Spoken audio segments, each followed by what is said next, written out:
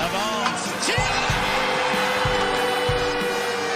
Curfew tees it up. Scores!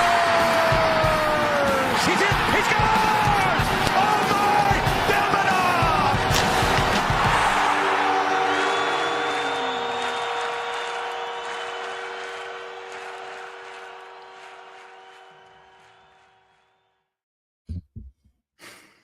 Ladies and gentlemen, welcome into another brand new episode of the Curfew Boys. I'm here with Anthony and Sammy, 3 of the 6 guys here, halfway home. Hey now. Oh, we got Mickey back in the house. You got the shirt on too. Is the shirt there? No, it's white. No, he's not imitating. He's just being himself. Wow. Look, we've got an amazing episode lined up for you. So much to talk about. What an exciting Tuesday night. Like, what more can you ask for as a Habs fan? I said we're going to be covering a whole variety of things. There were so many little pearls that were dropped on us as fans tonight, but dare I say, and I'd love to know what you guys think as an early take before we do more of a deep dive, but dare I say we found our playoff goaltender? Jakub Dobes wants that that number one spot, that number one goalie in the playoffs. He wants it. Jakub Dobes wants it. There's nothing more to say. He wants it. Can't blame him. You can't prove it more than after tonight's game and performance. Nope. To answer your question, Chris, tonight's performance, and I'm not going to take anything away from the team, but Dobes won this game. Dobes kept us in the game and won it for us. Yes, the score looks different, 5-2. Offense was there, but no. Yes, the offense capitalized on the moments and they played very good hockey.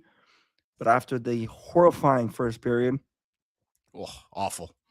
Dobes kept us in the game, and the horrifying start of the third, because we only took one shot at the 8-minute mark left of the third. So 4 shots in the first period, 1 shot in the first 12 minutes of the third. You're not winning that game if you don't have Dobes in nets. Yeah, but there was no panic in the third. There was panic in the first. Yes, there's no panic, but still, the key saves were being made by Dobes. You're not winning this game without Dobes. Simple as that. Well, guys, if you think that I'm going to let you get away with talking about such a quick topic in such a short amount of time, you thought wrong. We're going to circle back to it. But, of course, in welcoming everybody to a new episode, feel free to follow us, the Curfew Boys, on our social media pages such as Facebook, Instagram, TikTok, and Twitter. You can listen to us on Apple Podcasts, Spotify, Google Podcasts. And if you're up to it and love to see our faces, you can also find us on YouTube. As always, feel free to like and subscribe. Absolutely free. We love to hear your feedback. We're always looking to get better and making sure that we are delivering top-tier Habs content to you folks. As for our sponsors, big thank you, first off, to Les Délices Lafresnaye, some of the best pastries in Montreal. Cakes, cannolis, and our favorite, Zeppoli. Don't forget, even though the San Giuseppe holiday is past us, there is still Easter up and coming. Another opportunity to pack in some more of those precious treats. So good. They have 6 locations, including Rosemere, Brossard, Saint-Julie, Montreal West, Pointe-Claire, and our hometown of St. Leonard. You can visit lesdeliceslafresnaye.com. They are simply delicious. Over to Sunil. I'm sure he's in a great mood right now. Sunil of the Habs Cave. So a Habs fan dream to have a man cave like the Habs Cave. Follow Habs Cave on Instagram for the best Habs memorabilia and fan content, generally speaking. I will continue to say it. If you're already following Sunil, feel free to share his page with some of your friends. Get them following too. Just a wonderful human being doing all sorts of wonderful things throughout the Habs community. Gotta encourage him. Do yourself a favor. Encourage this man. He deserves every bit of recognition as one of the Habs tops fan and recognized by the organization even. Last but not least, Mike's Barbecue Rub. It's a Canadian company based out of Montreal that sells barbecue rubs, sauces, and kettle-cooked chips. All of their products are proudly made and packaged here in Canada. So first off, their barbecue rub goes great on all types of meats, vegetables, and even fish. But it doesn't stop there. They're the only Canadian company who's using their own barbecue rub for their seasoning for their kettle cooked chips. Wow. Proudly made, of course, here in Canada, as mentioned before. All of their products are available for purchase on their website at www.mikesbarbecuerub.com. And they ship across Canada. So no excuses not to get your hands on some of those goodies as well. Now, especially after such a wonderful night and pertaining to Mike's Barbecue Rub, folks, always, Rub. I don't like the way I said, don't Your forget to rub your meat. I messed that up, guys. I know we usually do it more with a little You bit bunch better of creeps. synchronicity, but I threw that one off. So my Wow. apologies, You just guys. lost like 17 followers. At, you should say that Well, slogan with that that's Mickey it. Mouse voice of yours. You know, you're gonna really attract people. Rub your meat. Oh, For fuck's sakes. Oh Well- god. Everyone just logged off. Guys, I've talked too much over the past few minutes. I want to get right into handing it over to you, and I might continue it down in a similar trend as the last time that we opened. Let's get the negative stuff out of the way. Mhm. I don't know what you guys thought, but the Canadians didn't show up ready to play this game, They and I want to sucked hear in the about first your period. take. The first period, the first 10 minutes. How did you guys see that? Sloppy. Not ready, like you said, Chris. You cannot start a game the way they started tonight, especially during this crunch time. We can't repeat this more over and over again. This is such a tight standings with now 11 games left. We got very fortunate tonight with everybody else losing in the scoreboard. We'll talk about that later.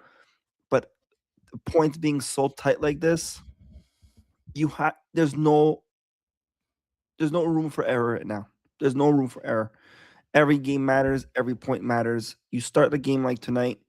You know what I mean? Like I said at the beginning, Dobes won this game tonight. Without Dobes, you're not winning this game tonight. We can't afford this. Sam, I'm sure you're going to say the same thing. Sloppy to summarize the period one. Go for it, Sam. Yeah, you could say sloppy. You could say playing on their heels. They weren't ready to play the game, but I think most importantly, they weren't ready to play against the Hurricanes. I think it's a detail that we sometimes forget about the Hurricanes.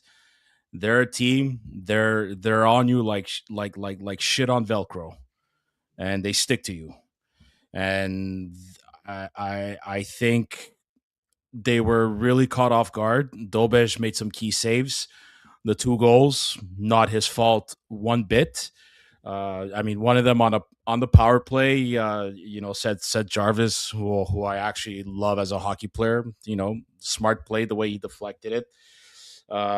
Second goal, a bit of a lucky bounce in a sense. Matheson gets his stick blown out of his hands, no call. I don't know how Kapanen tried to clear it, and like it was like a ping pong that finds Jordan Stahl all alone. Hebrew said Dobes couldn't get ready in time to stop that one. And the whole first period, they just couldn't get the skating going. The Canadians were sloppy, like Anthony said, but they just couldn't get their rhythm. They couldn't get their feet moving. Heavy forward checking by Carolina.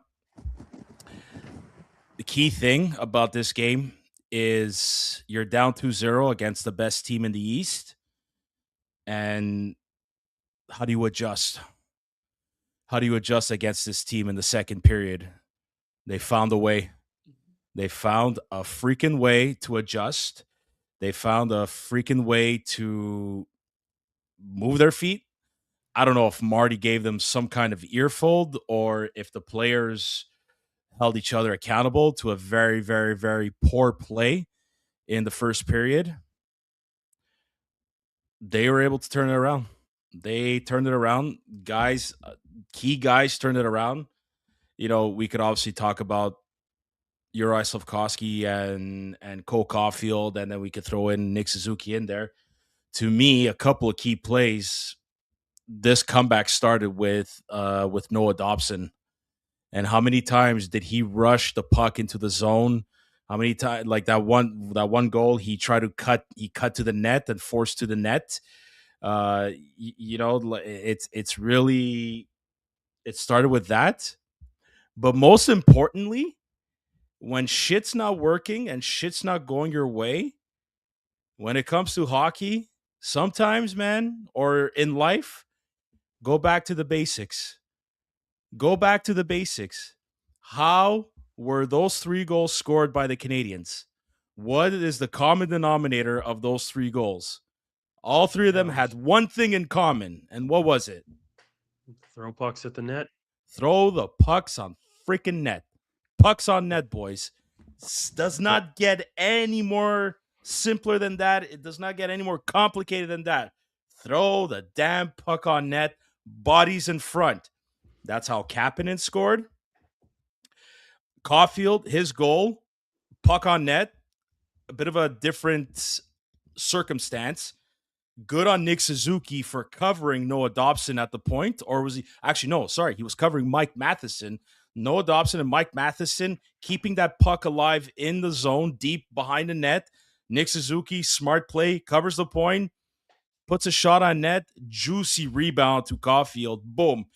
Puts it in. The third goal, Caulfield's second goal. Slavkovsky's goal. How was that scored? Pucks on net, bodies in front. Next thing you know, 3-2. And that's it.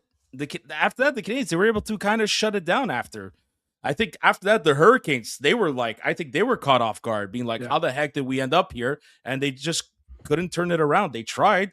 But when you have Caden Gooley blocking, I don't know how many shots and delivering 6 body checks, I think. Guys performed on defense after. So I know that we just climbed into the second period and a lot of positivity, and maybe we break down certain elements of that. But before, I do want to rewind, because I do want to start by taking away some credit from the Carolina Hurricanes and making a small correction, because it was actually Mike Matheson who deflected it into his own net. It wasn't even Seth Jarvis who did so. So possibility of this game actually finishing 5-1. Now, I stayed before jumping on the episode. There you go, David, of course, on the support. Going back to actually the first start of the game, Jakub Dobes, and one of his comments.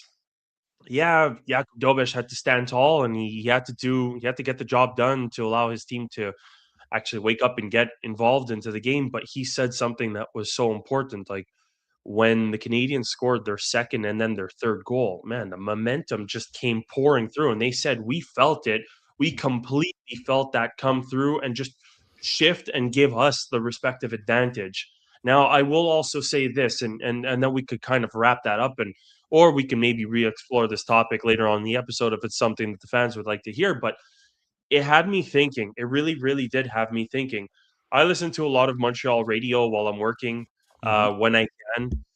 And multiple times today, the discussion was brought up as to who the best playoff matchup would be for the Montreal Canadiens. I heard the same discussion. Yeah. Well, and a lot of not only fan perspectives, but even radio hosts were and respective shows were talking about it very likely being the Carolina Hurricanes being the best matchup for Montreal. Now, I'm not accusing the Carolina Hurricanes players of listening to Montreal radio. That's not what I'm saying, especially that most of them are done in French. But maybe they got wind of something like this, because they sure as hell came in motivated. The Canadiens came in flat-footed, and thank God for Jakub Dobes.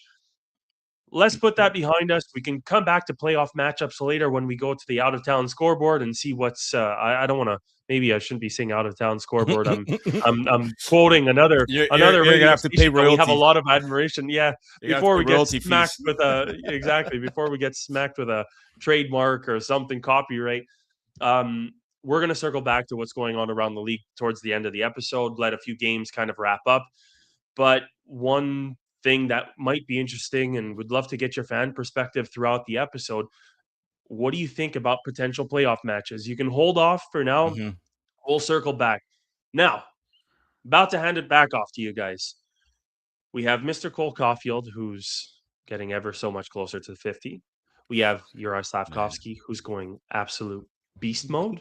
Which, by the way, I have no idea why I know why, but I wonder why he passed after making such an amazing zone Oh entry. my God, yes. That, but He knew, Yuri huh? Slavkovsky, well, he knew, and Yeah. these guys are getting to another level. But guys, like you tell me what you want to talk about. Sam, you talked about Noah Dobson, but I'd like to hear maybe some of the like. We're only starting to get a taste of what's to come. I've strategically placed an Ivan Denidov jersey behind me Mhm. because not only did he almost score an amazing highlight reel goal in the Fuck, second man. period, which Kapanen should Fuck. have just tapped in, he Fuck, finally ended man. up scoring. That was a But big goal guys, too. however you want to see it, and I'm going to lean to you first. Like there were so many spectacular plays, and there were so many little things to appreciate, and it's only a sign of what's to come. But take it away. Look, something we've been saying for years, especially Joey, if you're listening. Okay, I'm not saying anything to insult you, Joe, for the first time. I'm actually agreeing with you. We've been waiting so long to see elite talent on the ice. And tonight, and I know we keep saying this game after game, but it's just getting better and better. And what I noticed tonight's specific game, after a buildup of all these games and prior to tonight, we're seeing elite hockey on the ice. Mhm. The second period was pure magic. Okay, take away the first and the third period. The second period was magical from A to Z, from Yeah. the goaltending standpoint to defending and to offensively. It felt like playoff hockey a bit. It felt like playoff hockey, but not only that, Sam. In playoff hockey, you see a very strong defense or straight or Mhm. strong goaltending or a Mhm. strong offensive. In this second period, tonight's game, it was all three categories was perfection. It was art. I felt like I was sitting down in an art room and someone was just painting fucking beautiful art. It was just the passing, the plays, the entering the zone, the defending it was just beautiful to see. And I was just thinking about all these years with Joey saying, you can't compare this team to any other team in the league.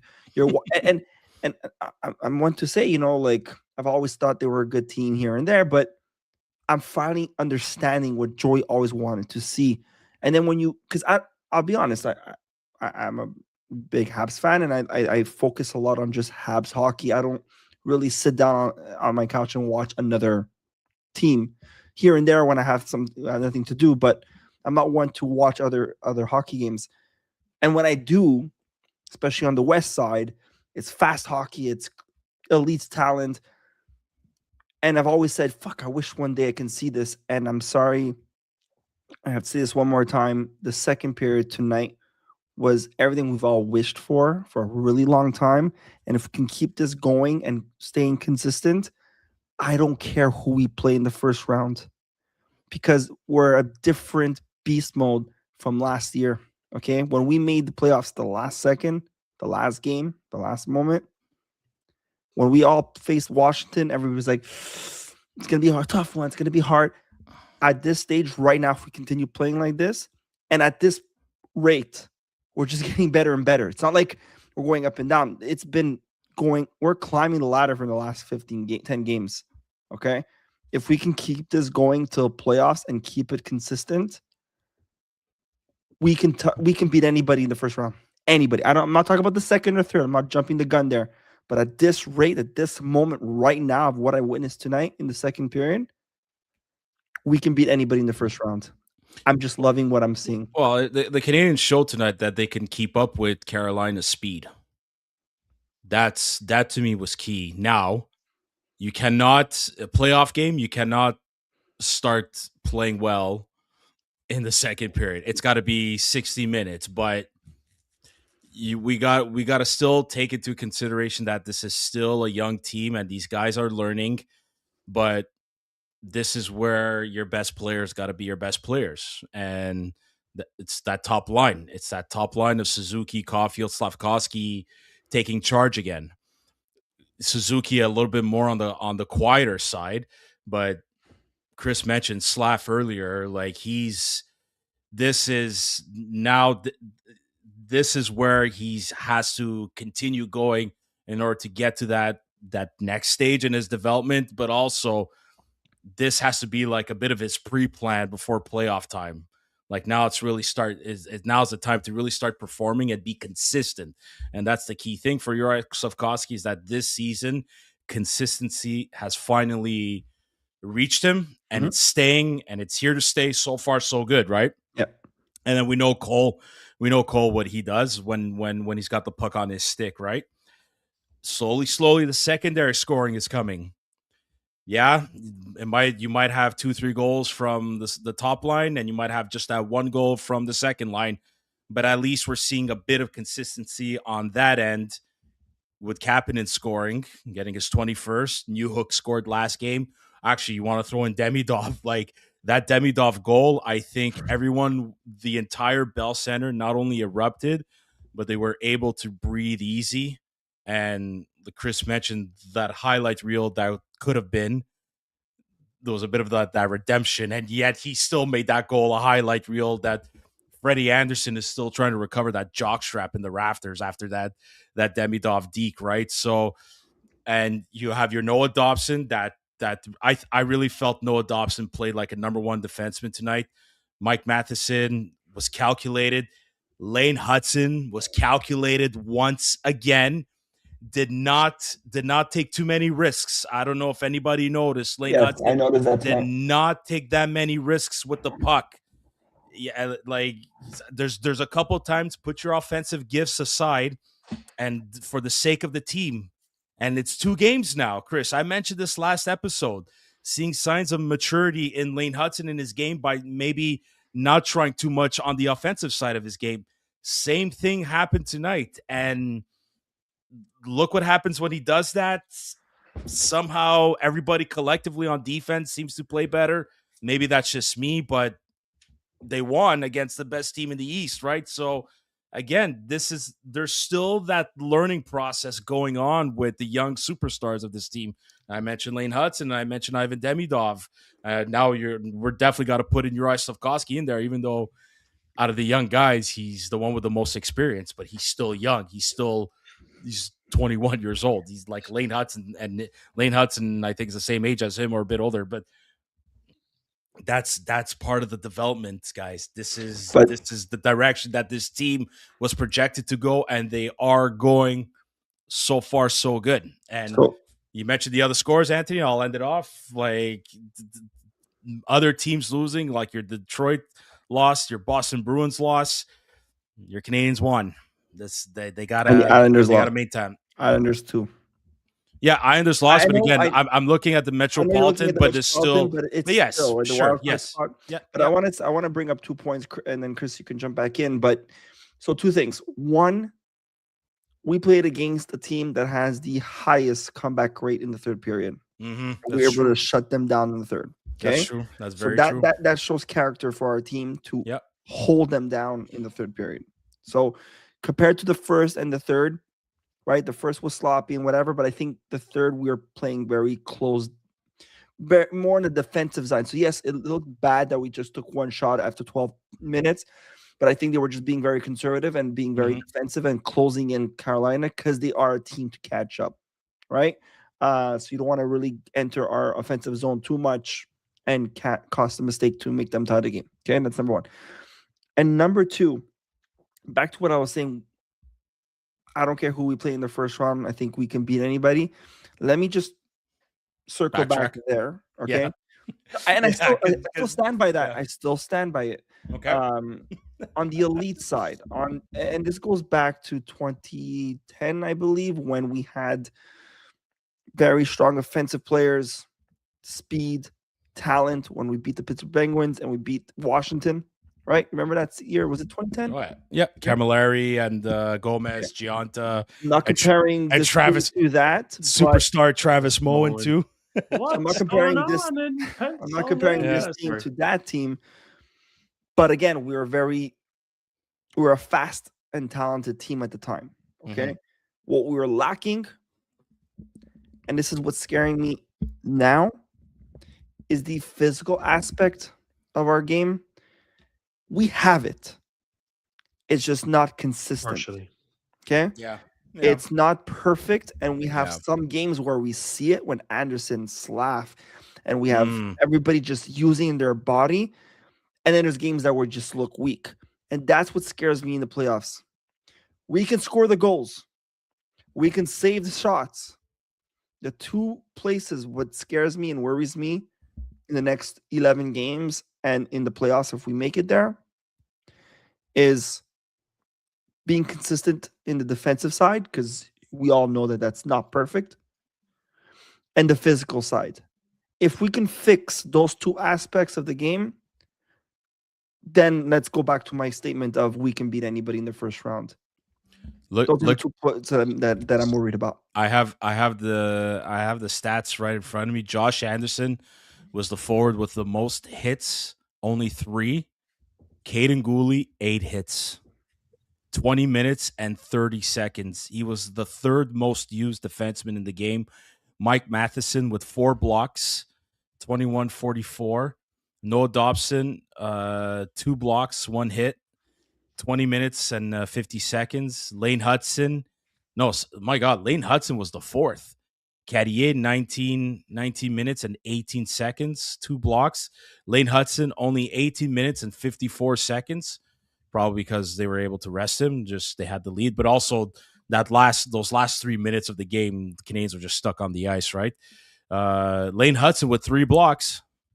That's the 2nd best blocks amongst the defensemen tonight after Matheson's 4 blocks. So, yeah, this defense wins games, man. This comment, take Matheson off the PK. We can actually put Jack Guy in. Does Robida or Marty hate him or something? No, I don't buy that. No, you got to keep Matheson on the penalty kill. I'm sorry. 100% keep I'm Anderson. sorry. Do not take Matheson off the penalty kill. No. Don't put Matheson on the power play, but you got to keep Matheson on the penalty kill. I would make sure that Lane Hudson is not killing penalties. As good as he is, Oh, I just don't want him to 1,000%. be. I just don't want to see 1,000%. him blocking shots and some stupid thing like a la Charlie McAvoy takes a puck up high or something like that. I just don't want to see that. That's not in his favor. But guys, like you mentioned, so many different things that I think are so important. I took the time to crunch a few numbers. I just want to also rapid fire a few ideas. Yeah. Number 1, thank you, Anthony, for mentioning it, because Anderson's presence is felt. Yeah. And Yeah. every single spring that we've qualified for the playoffs and he's been on our team, we end up apologizing for even questioning how important he is to the team. So that's 1, and we felt it tonight. So that's 1. Yeah. Against talking about that physicality, I would say against Carolina, and I'm putting it into the context of a playoff matchup, as much as we're sitting in a position where we wouldn't be playing Carolina, I was just really happy to see, like you said, Sam, we kept up with their speed. And I'm saying we also, I thought, matched up relatively well. They don't seem like an overwhelmingly physical team. They're a hard No, working they're not. team. No, exactly. This is why they always lose in the Eastern Conference Finals, because they just can't keep up with the physicality. Yeah, they've been facing goddamn Florida Panthers as of late. Monsters. They're monsters. They just can't get past. It's you know what I mean. It's that. But if anything, and the Canadiens had, I think. Sorry, Chris, to cut you off, but Carolina 19 hits tonight. I don't know if you were alluding to that. 19 hits versus the Canadiens 22, and most of the hits came from their forwards. I just felt as though, and again, one who's always calling to have Arbor Jack Eye in the lineup, but I just thought that we were the more intimidating team of the two tonight. That was just my sentiment on the overall. I'm not counting after the first period, yeah, for sure. After the first period, absolutely. Now, in the whole notion of like what I brought up earlier, what I just mentioned in passing, again, this is just the beginning. And we've talked about this privilege of what we're actually seeing play out in front of our eyes. And in crunching some of the numbers, although the stats are not completely updated, I kind of scanned through the game center scoreboard. As it stands, Slav would be on pace for 74 points. Wow. But that's according to what kind of points, or the points that he's put up throughout the the season. But let's be perfectly honest and clear. The ratio of points that he's getting per game since coming back, well, number one on the top line and back from the Olympics is much higher. So 74, I think, is a very realistic target. But nevertheless, that would blow his record out of the water. Lane Yeah. Hudson is still aligned. He's just a few decimal places off of having an 82 point season as it stands. Still good. Nick is still on pace for 101, 101 points, but this is the one that's going to get you guys.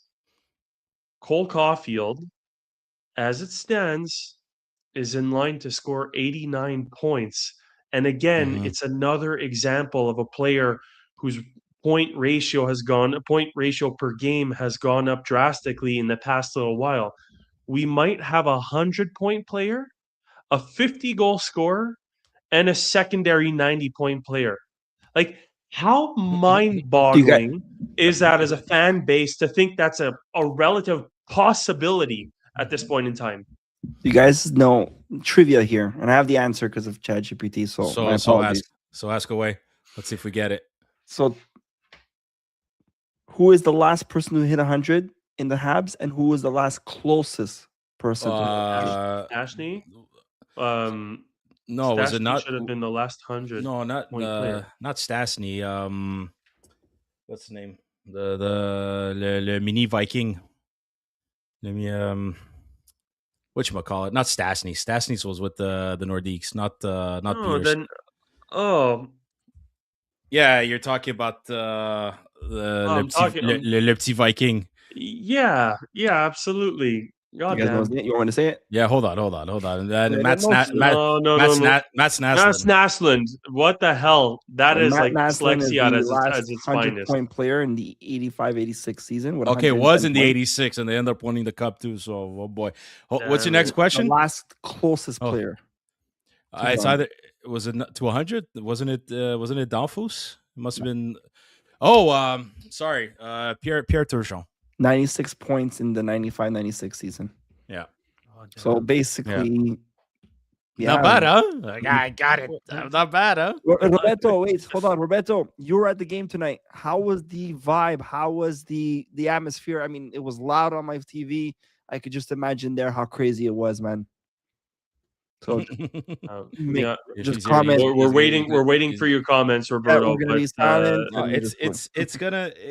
But the thing is, it's would we rather have these guys put up these stats now while we're still in quote unquote the rebuilding phase, or would we rather have these stats when there should be winning now type of deal? But imagine if we're getting these stats in the rebuild stage. Imagine when we're there. That's what I'm alluding to.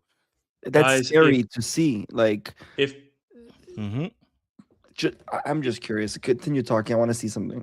Yeah. If this is a question that you're asking, Sammy, I have my answer.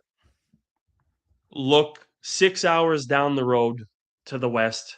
I don't give a shit about what points. Like, don't get me wrong. This is very satisfying. Like, this is very satisfying to seeing what's playing out.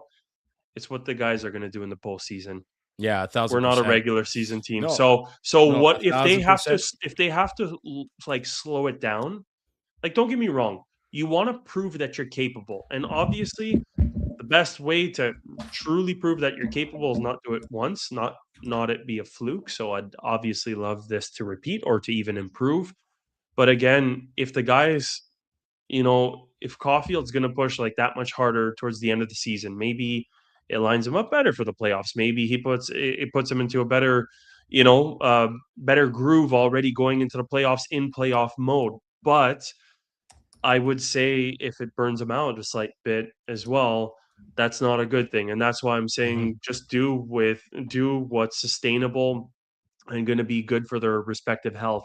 All this to say, guys, is that we're incomplete for the younger fans that I would say are pretty much 40 years old or younger, give or take. We're in uncharted waters. We're in a place that we've never seen before. We've been completely swept off of our feet. I'm not saying that the Montreal Canadiens are perfect.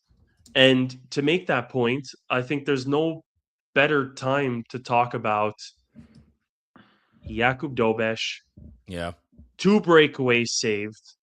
Case in point of our defense not being perfect. Just absolutely outstanding with, I think, 42. Is it 41 or 42 saves I think on got the night? 42 I think saves. it was 42 saves. Can I They just, they had 43 shots, so it's 41. not to lose the trend of the last conversation we had before we get into that, just give you an example, and we're in rebuild stage. Okay, keep that in mind, everybody.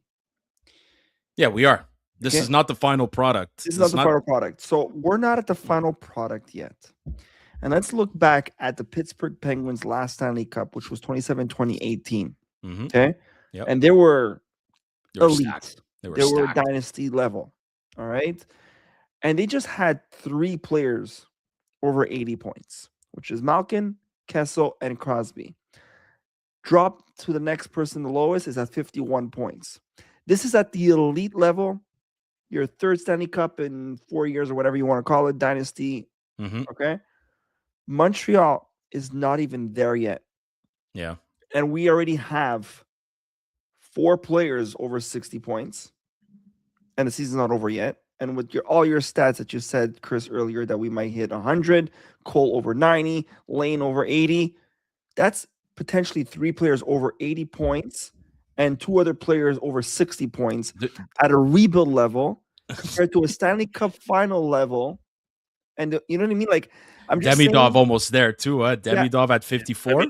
So my point I'm trying to Demidov's make on is that pace for 64. what Just I'm give trying 64 to points. state is that we might, I don't want to, jump the gun here, but we might be a dangerous dynasty team with more than 5 to 6 players over 80 points a season.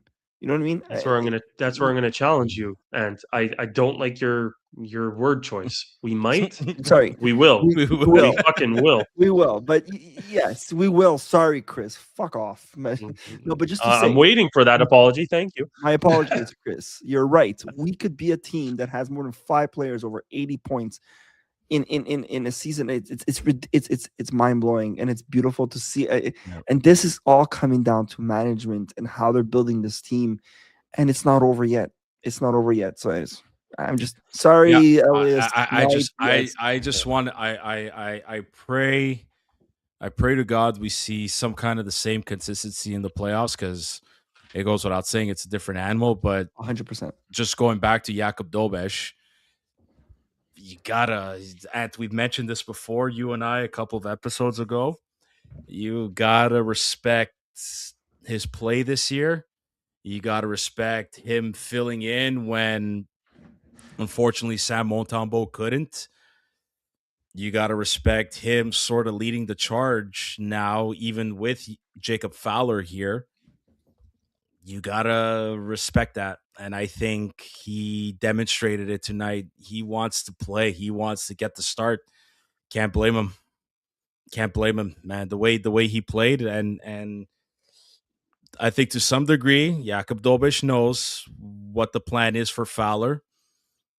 And I don't know if I think there's always friendly competition amongst goaltenders, but I think there's one now more than ever compared to maybe any other team I can think of as far as goaltender competition between 2 very young guys that are looking to make their mark in this league. And it's a good thing. I think it's a good thing. I think it's 2 guys that are extremely competitive, extremely how can I say this? They put a lot of pressure on themselves to be the best versions of themselves. I think they have high standards for themselves too, which is a very good thing. It's it's that Patrick Roy mindset. And speaking of which, didn't he just tie his record for most wins as a Habs rookie? He did. Imagine, like he's doing something that maybe not even Carey Price did.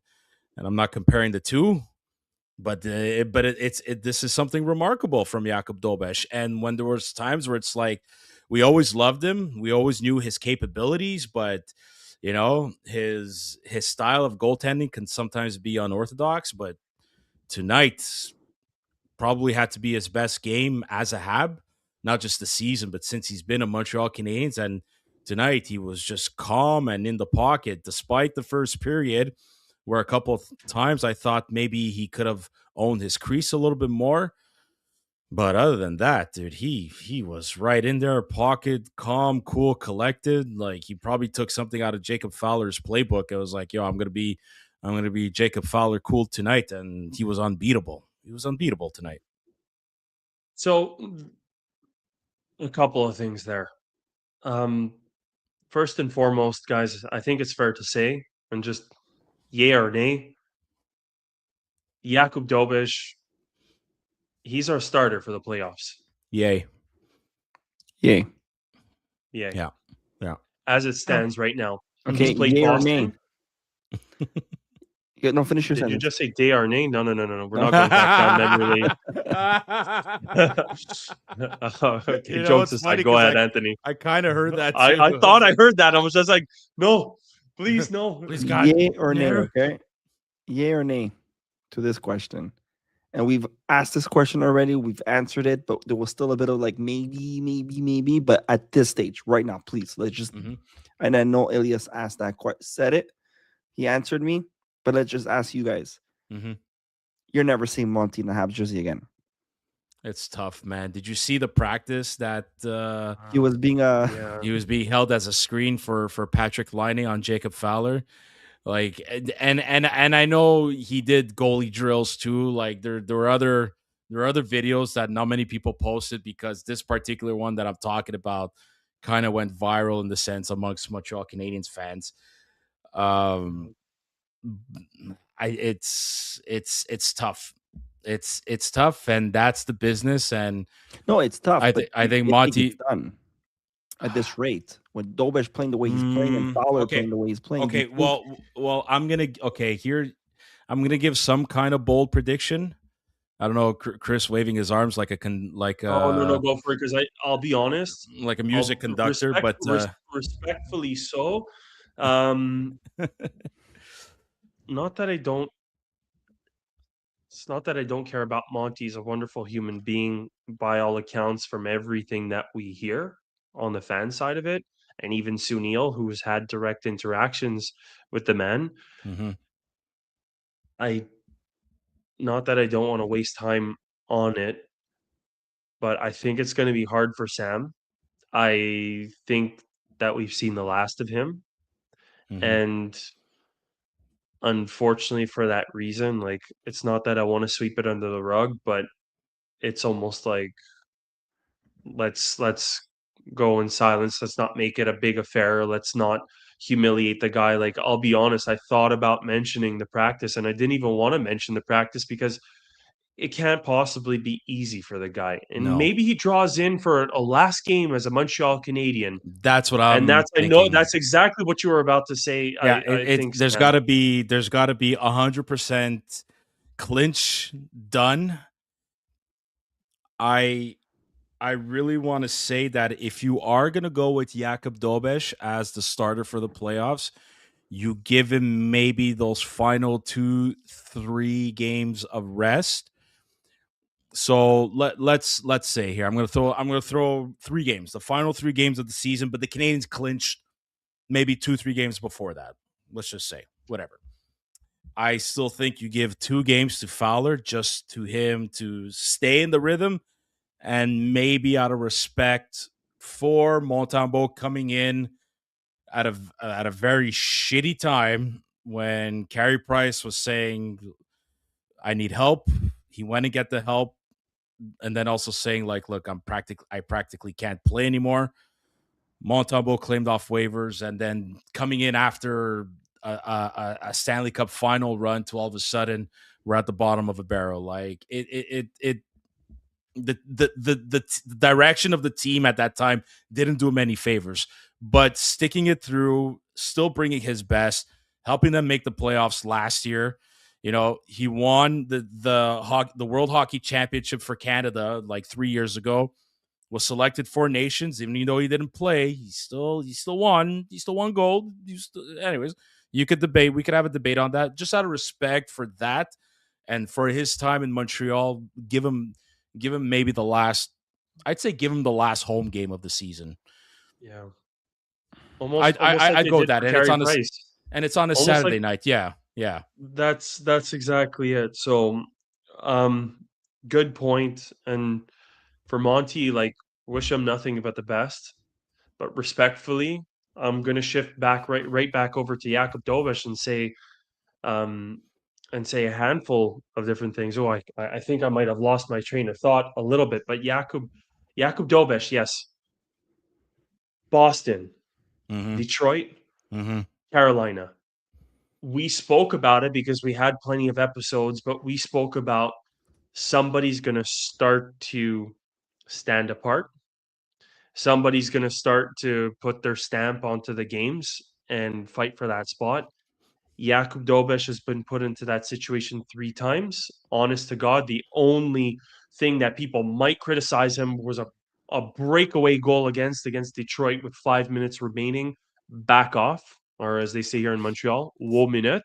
But Jakub Dobes, if we're talking about playing teams that are hungry, teams that are in the same position, teams that are fighting, Jakub Dobes, if there's any doubt at all after this week and a half, like I think they should be gone. Out of all respect to out of respect to the guy, like he's proven beyond the shadow of a doubt. And again, it's not to take away from Fowler, but I'll play the devil's No. advocate as well and say, why should it be Fowler? Like I do not want to bestow that level of pressure on Jacob Fowler. And if Jakub Dobes starts to struggle through the initial part of the playoffs, I'm perfectly confident in putting Jacob Fowler in. But as of game 1 of the playoffs, I don't think you put that pressure on a young kid like him. You That's want my to perspective. throw in another team, Chris? I was at your house. We watched the game. Sorry, I was at your dad's house. All of us. Our whole family member was there. Throw in another team. Throw in the Buffalo Sabres in that discussion. Saturday night when Cole Yeah. Caulfield was Well, the 2 Jakub games Dobes that was were in net. won, the 2 games that we won against Buffalo this season was Jakub Dobes, and both of them were 4-2 games.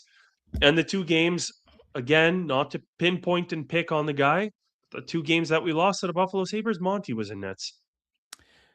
Well, here's the funny thing is that so maybe we could kind of tie into possible matchups Oh, fuck. that Fuck, David, one second, because David, that's the second point that I wanted to say. yeah.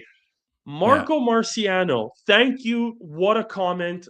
Goated comment. You brought my train of thought back. I'm sorry, Sam, but we need to give credit to Marco Marciano. Our goalies have stepped up a level since he became our goaltending coach.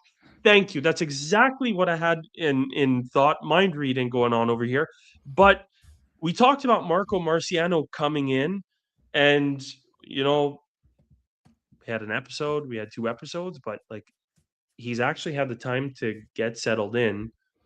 And Jakub Dobes is quite composed all of a sudden. Jakub Dobes is not swimming in his net as much. Like Well, that. Thank you so much for we that mentioned comment. And this. I'm We've mentioned this many times. Like Jakub Dobes was worked with him in Laval, and I know Montembeault's worked with him in the Quebec Major Juniors. But I'm telling you now, Marco Marciano's staying. He has the title of interim goalie coach. He's staying. He's not going anywhere. Randy Cunnyworth. Randy. Yeah, that Cunnyworth. poor Oh, bastard. that poor guy. Was him too out of the frying pan and into the freaking Microwave. fire. Yeah, microwave into the anyways, whatever you want to call it. But thanks, Dave, for that. You made me lose my train of thought. You bastard. No, I'm kidding. Maybe he can Well- bring your next train of thought. Sorry, well, he brought mine back. it's literally where do we see like I was trying to see Jakub Dobes because I get the feeling, and it's funny, they play the Carolina Hurricanes tonight. It's a Tuesday night. Next Tuesday they play them again next Sunday. So this coming weekend, Saturday back to back. So you're getting split duties. I would honestly put Jacob Fowler Saturday against Nashville. I think Jakub Dobes, just the way he played tonight, you got to give him Thursday against Columbus. You put Fowler Saturday against Nashville. Put Dobes back Sunday, back-to-back nights against Carolina in Carolina. And then next Tuesday, you're in Tampa Bay, which so far is our next opponent. Or sorry, it's going to be our playoff opponent. And here, this is probably gonna be a good time for me to bring in the standings. They're up to date. The Canadiens have 88 points right now, 70 Magic games. number is 105. 105? I just did a quick math, but yeah. And that's Nice. Look at you, quick math. Huh? I calculated 105 on my paper. Minus and one then is real quick. That's exactly what I was just thinking. What? I literally almost started. 2 plus 2 is Big 4. shot. I calculated on my while you guys were talking, and then I asked ChatGPT to correct me, and I was right. 105 is the magic number. Yeah. So, listen. So far, actually, do we have the score update between Tampa and did they lose? Tampa, Minnesota. Checking it right now. Checking right now as we speak. No, the wild one. So hold on a sec. So here, Tampa 163. Sorry. Excuse me. The Tampa one. Sorry. God, So here, let me 3-3. They won. Okay. So here now we're officially updated. Here we go. 93 points for Tampa Bay. Earlier it was at 91. So, yeah, you have to try to catch up to Tampa Bay if you want home ice advantage. You know what I mean? This is going to be our most likely opponent for the playoffs. I know guys were saying, some people were saying maybe Carolina, but in order for that to happen, we got to drop at the second wild card spot, which I don't want because that's not it is dangerous territory. It's like you're swimming with the sharks at that point, and I don't want that. And I'm going to go on a limb here, guys. For some reason, I don't know why, I'm going to have a lot of people disagreeing with me. I think this team can probably theoretically... Look, I'll just come out and say this. I don't know. I feel comfortable facing, let's say, the Buffalo Sabres versus Tampa Bay Lightning. I don't want to go up against Tampa's experience in the playoffs. Well, that's exactly why. And Buffalo's got none. And right now, their last 10, Buffalo's 8-1-1. Okay, no. When was the last time we saw Buffalo go on a real cold streak? Did Buffalo hit their wall yet? No. And I think their wall is in the playoffs. And that wall is called I think Jakub Dobes. I think, and I'm not taking this away from Buffalo. They are a decent team. Yes, from what I've seen, they're dangerous. They're a dangerous team, but I think they're just on a high. Mm-hmm. And I think, let me just throw it out there, they're not ready to be the team that they are right now. So I think this is just a, good momentum that they're on, and that the playoffs, they just collapse. That's what I think. I get the feeling. I could be wrong. Man. We could be wrong too. But to answer your question, who do I rather face? I rather face Tampa. And why am I saying that? Oh, really? Yeah. Jeez. Only because if the high continues to be consistent for Buffalo, then you're fucked, right? Tampa, I feel like, and we keep saying this year over year that they're coming to an end. It's the experience that keeps them going. But at one point, man, it's going to have to end. And what better way is the Habs ending it for them?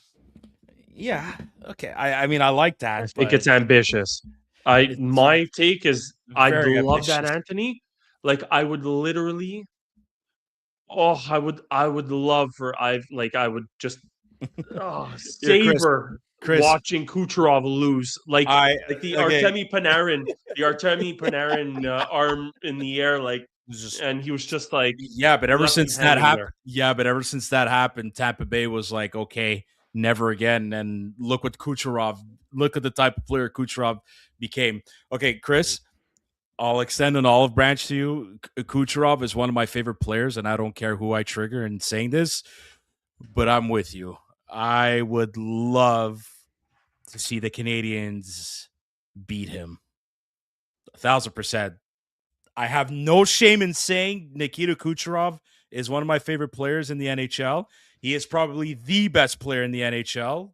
Like hockey mind, there's nobody better than him. You could say McDavid and McKinnon are better players. I'm sorry, Nikita Kucherov outsmarts them. McKinnon and McDavid, they're just pure raw talent that nobody's ever gonna have. And we finally have players that could score on Vasilevsky. So Well, wait I a don't know, second. man. I have the stats man. sitting in front of me. I have the stats sitting in front of me, guys. Andre Vasilevsky is second in the league for goals against average, and he's third in the league for save percentage by .001. Who are the top two goalies in the Scott Wedgwood of Wow. Colorado, Yeah. Devin Cooley out in Calgary, and then you have Oh, wow. Vasilevsky. But Vasilevsky Yeah, is but actually tied in second. Yeah, but Second Cooley. place. Yeah, but Devin Cooley played how many games out in Calgary? Not Um, more than Dustin Wolf. So I don't know if he counts. played 22 games or more. It Yeah, says right exactly. in brackets over here. They have to have played that much. But like Andre Vasilevsky has kind of found at least part of his old self, and that's what Yeah, also scares me too. Scares Like, me. Yeah. And you know, like, I Hedman's do going to not- come back. Hedman's going to come back, even though he's injured, unhealthy a bit. But and this is why I hold the opinion on what I'm about to share, and we can talk a little bit about those playoff matchups. And I would say now is the best time to possibly share who you guys would love to match up with most. And there might be a little bit of a recency bias because we played Carolina, but that would imply that we fall down to 8th.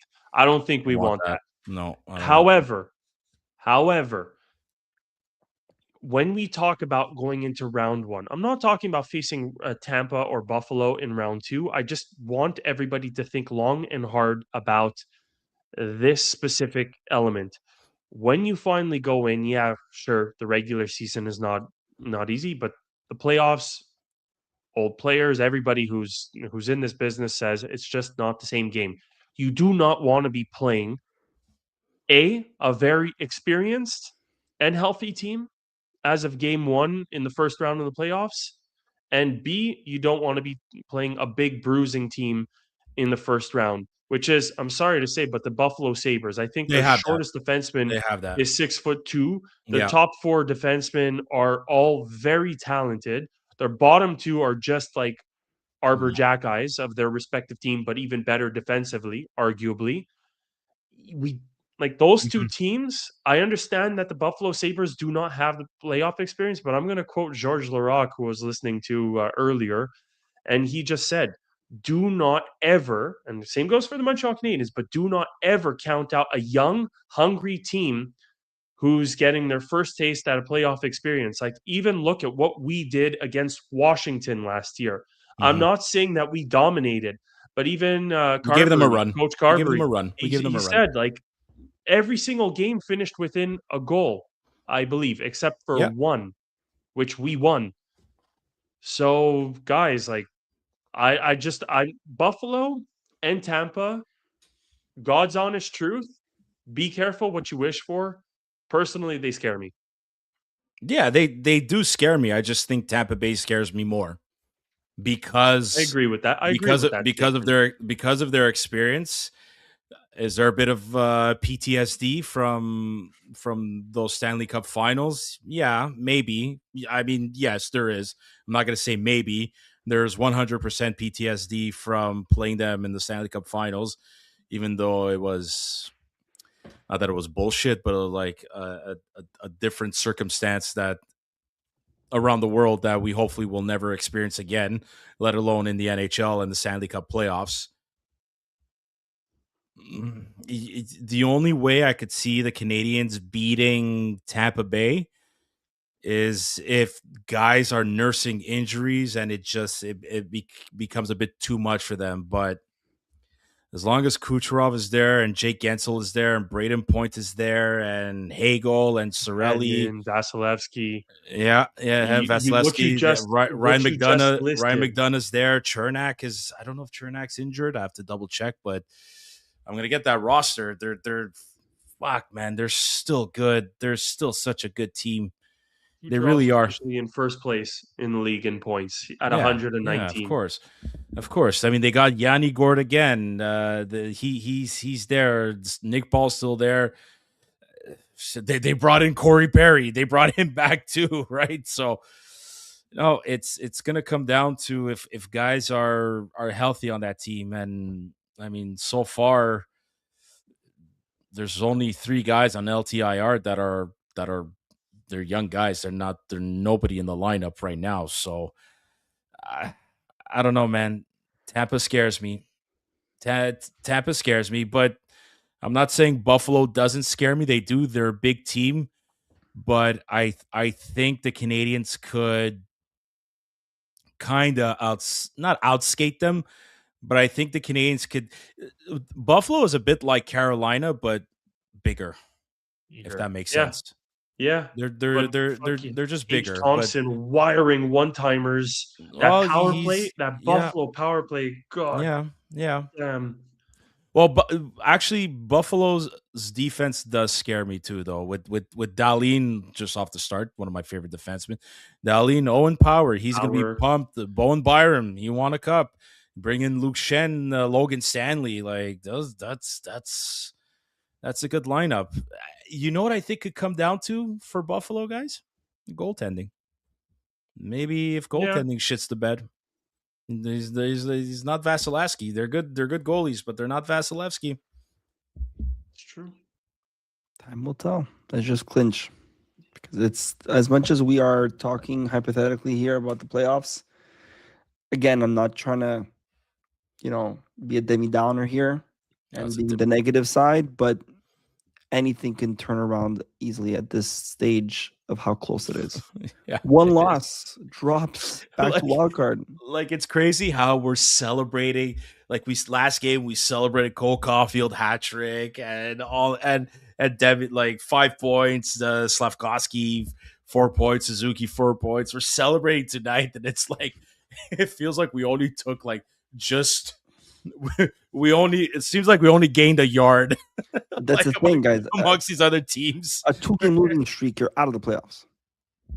Fuck. You know what I mean? That's Yeah, how well, big if it you is. put it that way, now there's no reason Well, to celebrate. It seems. There's another way that we can say this, guys, is they have little milestones. They have multiple milestones that they have to check off every week. Oh And my god! they've done a very good job in recent past, and it's worth celebrating because these Mhm. milestones are so important. But 100%. tonight, even Yes. more so, with all the losses that came out from Yes, that around the helps. league, like this is a big one. This is a really, No, really, really this- important. There's a big game tomorrow, guys.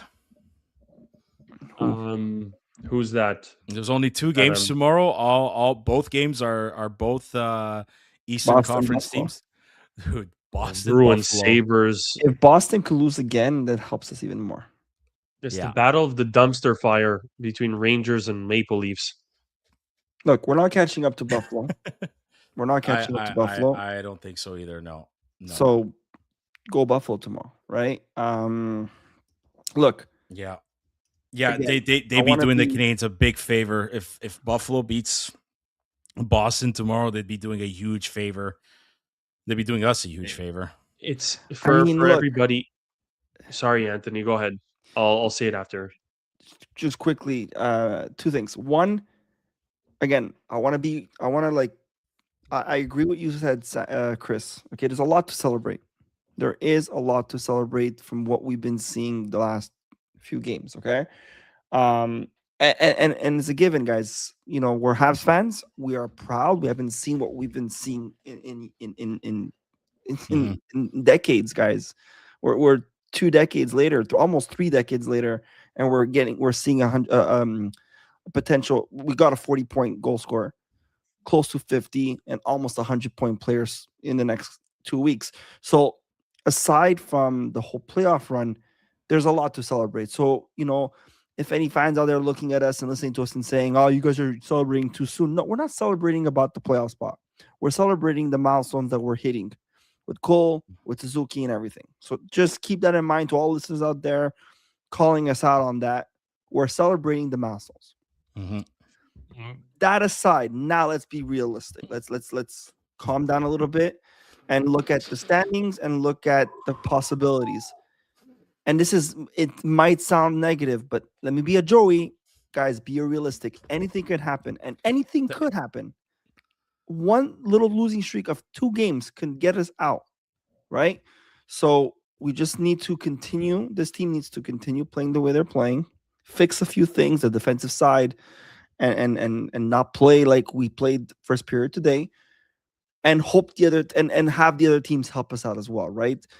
Back to tomorrow's game, Boston and Buffalo. I kind of still have hope that we can catch up to Buffalo, and it could happen. I'm not saying it can't, guys, but look, guess what? 95 points, though. They're 95 With points a game, away. we have a game in hand. They lose tomorrow, Sam. They lose tomorrow. I don't want Boston catching up to us. I know, but if Buffalo loses tomorrow, okay, and we win our game, 2 games in hand, we're gonna be at 92, and they're at 95. You're 3 points away from first place. You know what I mean? Like, I do. Did Zook get back to you guys? No, he didn't. Rob, sorry. Rob tried to meet with Zook. Tried to meet up with Zook at the Bell Center. I texted Zook. He didn't answer. Rob tried texting Zook. He didn't answer. I don't know if Zook had I don't know if his phone died or something, or if he just had it on airplane mode. No, sorry, Rob. Zook did not get a hold. He's ignoring us too, that bastard. It's okay. It's okay. We'll talk to him tomorrow. No, I get what you're saying, Ant. I do, but my prediction of winning division could come true. Oh my god, close. That's what you want more than that. You just want bragging rights. You want bragging rights, you bastard. I want bragging rights. Yeah, I don't know. I can't help but shake the feeling that I think it's most likely that we catch up to Tampa Bay and get home ice advantage versus. Okay, hold on a sec, though. You just said it. I just said something. Okay, but what if Tampa Bay gets top of the Atlantic and then we face Buffalo as because they go. Tampa Bay has 2 games in hand over Buffalo and is 4 points behind. So Tampa Bay could be tied with the Buffalo Sabres. That's pending them winning their 2 next games, but they're not doing badly. Geez, so it's a possibility that we guys. It's a possibility that we play either Buffalo or Tampa Bay. I'm not jumping the gun here, but just for discussion's sake, guys. You never know that Boston can catch up. No. To Tampa and Buffalo. No, that's so unacceptable. So Anthony, that's the point that I wanted to interject and jump in. Tomorrow, I want to watch that game. It'll be on TV Aspal 2. It's going to be at 7:30 p.m. These are 2 very physical teams that are going to. I'd say Buffalo is a lot more physical than Boston, but Boston just has this fighting mentality. Period. I would love to see them go at it. Both of these teams are pushing very hard, but I will say, as much as there's excitement to see Boston in the playoffs, I don't want to see them in the playoffs. I would like to see them lose, and I think it's more important that we stay above rather than climb closer to Buffalo, if you know what I mean. Like, It's a nice thought, and talking ego and feel good and all that. Yeah, absolutely. Seeing Montreal number 1 in the Atlantic, who would have thought? Like, without a doubt, would love to see that. But again, at this moment in time, it's going to be more important to see Buffalo win tomorrow. And I hope Buffalo personally speaking, I hope they beat each other. And, I think it could be why I'm not assigning it as homework. I'm no teacher over here, but what I would say is it might be a very good game to get an understanding of what Buffalo can bring to the table physically and have a good understanding of what they might be like in the playoffs. So I tune into that. I foresee myself tuning into that game for that reason. Scouting reports on our group chat are required.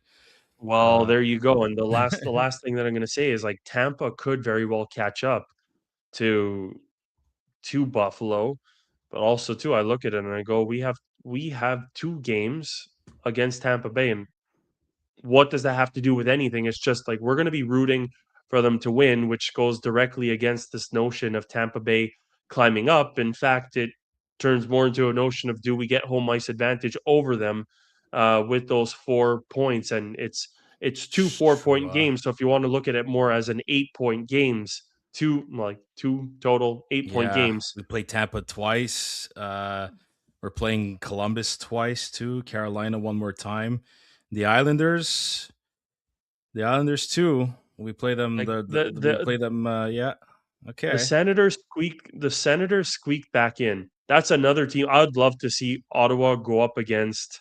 I mean, Ottawa's in the second wild card, so they'd go up against the Hurricanes. I do not want to see that.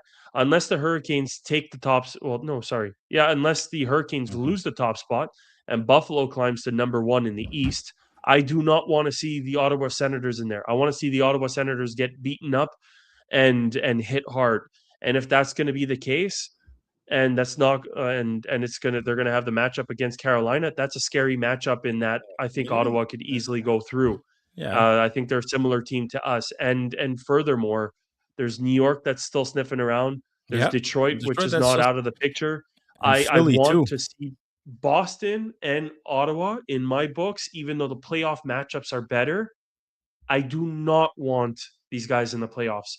Ideally, you have both New York and Detroit that climb above those two. So Yeah. I'm cheering on those two teams, I wouldn't. those like Boston and I wouldn't Ottawa mind losing. that. I wouldn't mind that. And I look forward to discussing, and then we could call it a night. But I look forward to discussing obviously the end of the season into the playoffs, and then comparing lineups, because I'm still at the belief that again, I've mentioned this before. This is not the final product of this team, but I think now more than ever, like Cantus and Jeff Gordon know they have to continue building this team to not consistently make the playoffs and to go on long runs, but it's really to go up against your division opponent. Like, so now you see how Buffalo is built. You still see how Tampa's there. You see how Detroit, Boston, and then even Ottawa. Like, man, I hope, not to jump the gun, but I hope we get to see the player that Cantus was aiming at come to Montreal in the offseason and to be like, this is the piece I was trying to get to help this team long term. So not to jump the gun, but to close off, guys, is it safe to say Dobes Thursday against Columbus? Yeah. At the game, so give me a good game. And I'm gonna say this. I don't want to open up that whole can of worms again and that whole debate, but Mathieu Olivier is coming to town. I want to see Jack in the lineup. I don't. I'll be know if- honest. The way that they're not playing Jack-Eye, I don't want him to come in and have to face off against Mathieu Olivier. Not necessary to face off against him, but just to sort of tell Mathieu Olivier, like, he's here. Like, you play your game, but he's you know what I mean? And I have a feeling Arbor might want to challenge him just to show something as to why he should stay in the lineup. It's just a feeling. I'm going my gut feeling on this. You know what? I'm gonna go against everything that I've said, in that I've wanted Arbor back Arbor Jack-Eye back in the lineup. I want Jaden Struble, and I'm not wishing in any way, shape, or form.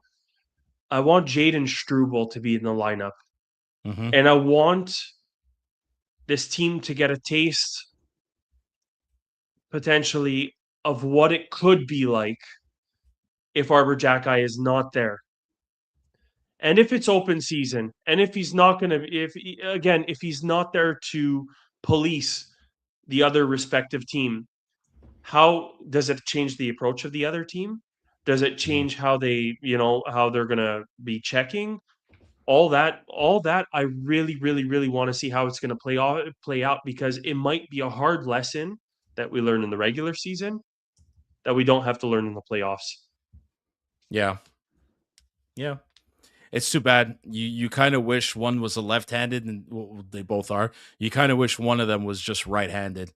If one of them was just a right-handed defenseman, we wouldn't be having any of these discussions. If one of them was But right-handed, I don't think Alexandre Carrier is playing on this team. Bold, I don't think Carrier is playing on this team if one of those guys is right-handed. Probably, maybe not. But anyways, that's that. So I look forward to seeing the lineup, obviously, and the game on Thursday. Laval Rocket are playing tomorrow night as well as at Place Bell. So make that 2 games I'm going to be keeping an eye on before going to play my own hockey game. So that's all I got, boys. Anthony, anything you want to add before we wrap it? I think we've said everything we had to say, boys. Well, I guess on that note, again, we will celebrate these milestones. It was a great game. Cole is quickly getting closer to 50 goals. Nick is getting closer to 100 points. There's so much to be celebrating. Keep doing so. Keep showing the love for the boys. As for us, don't forget to like and subscribe. Feel free to share your comments. Thank you so much for your participation. It makes these episodes that much more fun for us to do. Just take care. Be safe. We're living the last days of winter out here. So sun's coming. Oh, boy. Spring hockey's coming to Montreal. Got to keep believing. Keep an eye on the scoreboards. Exciting times all around. Again, not only the liking and subscribing, you can follow us on Facebook, Instagram, Twitter, TikTok. You can listen to us on Apple Podcast, Google Podcasts, or Spotify. And of course, if you want to see us, you can watch us on YouTube. Big thank you to our sponsors, Délices Lafresnaye, Sunil at Habs Cave, and Mike's Barbecue Rub. Guys, go Habs, go as always. Cannot wait Habs, for the go. next episode, next game. Thanks. Thank you, Rob, and everybody else who partaked in the comments. Thank you so much. And until next time. I know. Good night. Dynasty.